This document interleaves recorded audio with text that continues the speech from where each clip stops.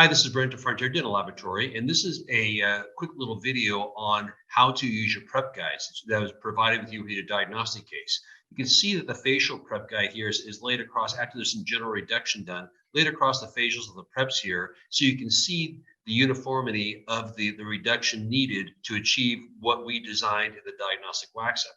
And what you're looking for, of course, is good reduction coming along here from the patient's left side here. We have good reduction here. We've got about a millimeter or so coming across here, a millimeter coming across the facials here.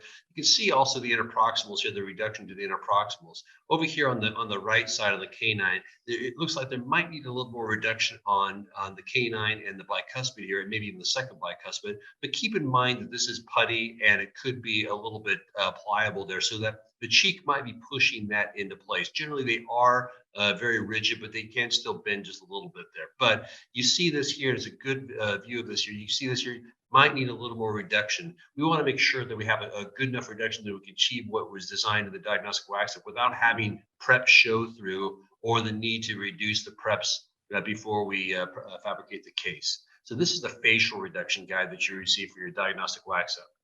On the next slide here, this is the incisal matrix here. Very, very important for this one as well too, as far as like incisal edge reduction here. You can see coming across here, 6, 7, 8, 9, and 10 here, there is, some uniform incisal edge reduction, especially important on 8 and 9 to get the same type of reduction on this so we can have the same look for incisal translucency.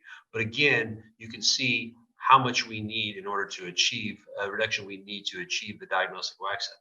Second thing that's very, very important this year is actually making sure that each prep was within its zone. You can see the interproximal spaces here, the interproximal demarcations of the putty matrix there based off the wax up. You want to make sure that each prep is in its zone. For instance, you can see the distal number 9, it is a little bit kind of going into the zone of the interproximal there. So it might need a little more reduction off the distal number 9.